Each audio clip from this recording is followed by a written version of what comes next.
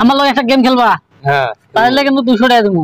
ঠিক আছে? হ্যাঁ তুমি যত তারকে আর কি 1 থেকে 20 অবধি গণবা। হ্যাঁ তার মধ্যে একটা শর্ত আছে, এক এক গণ 3 4 5 6 7 8 9 10 11 12 13 14 15 16 17 18 19 20 যে স্টপ। 8 সেকেন্ড তো আমি 20 অবধি গণছি।